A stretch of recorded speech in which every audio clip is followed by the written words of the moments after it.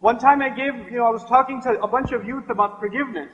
Just a small reminder about just make regular istighfar and ask Allah to forgive you, etc. And one brother came up to me afterwards and said, can I talk to you in private? And I said, sure. So we go in the corner and he says, bro, look, I've done a lot of messed up stuff. I mean, I'll ask for forgiveness because you're saying, but I'm pretty sure God's not going to forgive what I did.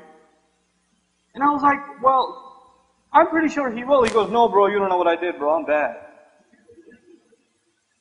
I was like, I know you're bad. You're pretty bad. I can appreciate that. But know that even, you don't have to tell me how bad you are, and you don't have to list to me the crimes you've committed, so I go, oh snap, you're right. You're going to hell. You don't have to do that to me. But know that Allah Azza wa Jal knows your sins, and has forgiven people that have transgressed far more than you in the past. Not only that, people that Allah knew, Allah always knows what's going to happen in the future, yes? So Allah knew Fir'aun will die a kafir, yes? Allah already knew Fir'aun is going to kill babies. Can you imagine that? I mean, just picture that idea. He's going to kill babies. How evil does a person have to be? Not one, by the thousands, every other year. Not to mention the innocent people. This is humanitarian crimes that even an atheist would say Fir'aun should die. Even a human rights activist would say Fir'aun should die. He should suffer 1,000 deaths. This is above and beyond what he says about himself, declaring himself God.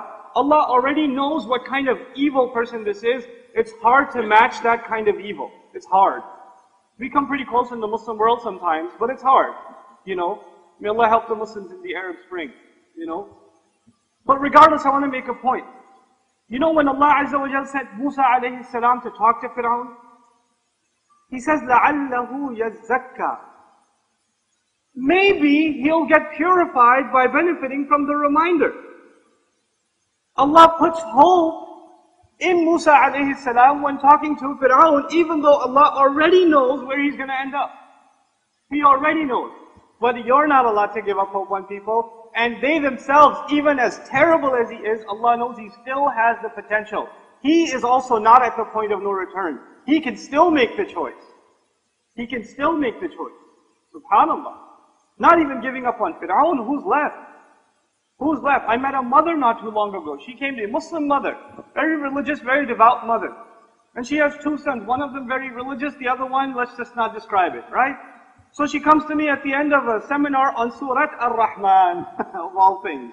And she says, brother, I can't make dua for my other son. I can't do it. I've taken him out of my heart. He's no longer my son. He parties, he goes to clubs, he has a girlfriend or two, and he's on drugs, and he doesn't listen to me. He hasn't prayed in 2 or 3 years. My other son is a hafiz of Quran, and he's doing this and that. I don't have any hope in that other son. I've taken it out of my heart. And first thing, you know what I told her? MashaAllah, no.